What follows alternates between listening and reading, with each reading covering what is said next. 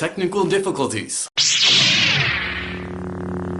Hey everybody, today's video we're going to talk a little on gatherings and kind of culture and reminding us what the Jedi philosophy is at its core. We are just Jedi doing Jedi things. Now last week I had a video set up for Friday. Technical difficulties, for some reason I messed up on the schedule or didn't list it right, whatever the case may be. That video didn't come out, that's fine. That also happened on Monday, it's also fine. Instead of getting into that video, we'll just talk really briefly on what it was about, and that was about the Jedi gatherings, just kind of in general. Are they worth the investment? What are they about? Etc, etc. This past weekend, I was at the California Jedi gathering. We are just Jedi doing Jedi things. It was a great event, per usual. I very much enjoy how California Jedi handles their gatherings and the vibe, the atmosphere, the workshops, like everything that I really enjoy how they happened, and I really walked away from this weekend with a good feeling and definitely enjoyed my time. There was great food. Aubrey made up a professional menu and we ate like kings. It was wonderful. There were many good workshops. We got to do a book exchange, so picked up a couple books. We are just Jedi doing Jedi things. Overall, it was a really great time, and a question was posed: what makes a Jedi gathering worth the investment? Now you gotta remember, a Jedi gathering isn't something that's free. No matter where you stay, the venue's gonna have a price. There's gonna be food prices, and then there's always travel costs, which varies depending on where you're at. Not only that, but most gatherings start on like a Thursday or extend into a Monday. Whatever the case may be, you're usually taking vacation time from your work or school to participate in the Jedi gathering. So this is a time investment, this is a money investment, and energy investment. It does take energy to be hanging around a bunch of people that you may or may not know very well for an entire weekend. Jedi. So the question is, are these events worth the investment? And that will always depend on the group. It'll depend on the people there. It'll depend on location. Sometimes a location is just a bad location, and that can mess with the idea of what you want to accomplish during the weekend. I have been to a couple Jedi gatherings where I felt the investment was not worth it. But on the whole, when I have gone, I have felt that the Jedi gathering has been worth it and that it was a good time.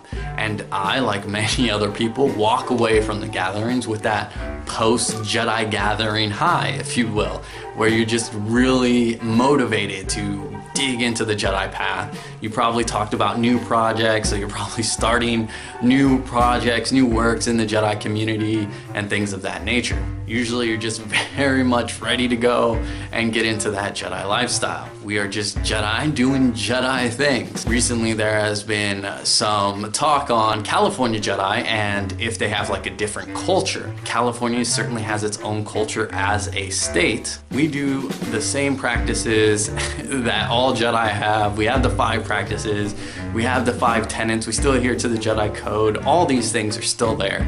We still have that honor and value for life that may come across a bit different than some people, but in the end it's all the same, right? We value the diversity that our group has, but in the end we are just Jedi doing Jedi things. And I like the more laid-back style of the California Jedi gatherings, and if I'm going to recommend someone invest their time, their money, their energy into going to Jedi gathering, I would personally suggest the California Jedi Gathering, just because they are a bit more laid back, they're a bit more open, and they're a bit more fun. They are a bit more fun. So if you are completely opposed to what this channel does or what California Jedi does, then it might be good. Again, all gatherings you have to consider who is going, like what is the group of people that I'm gonna be surrounding myself for a weekend, where am I gonna be at, what kind of venue does this work for my needs. So there's a lot of factors to consider, and you can ask questions. These are usually planned out a year in advance,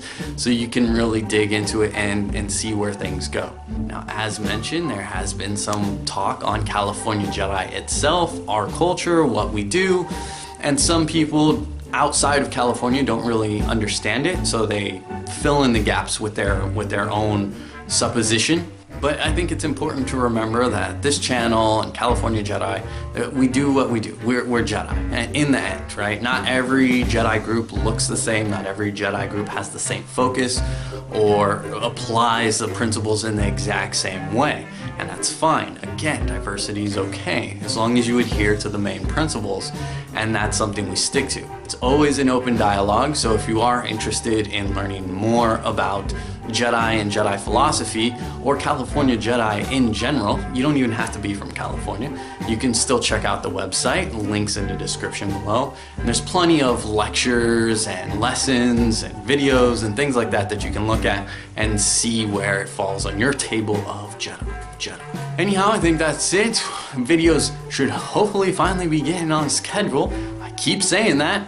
I'll make it true one of these days. Thank you for watching. You know where the buttons are. You can like, dislike, subscribe, unsubscribe, whatever. May the force be with you.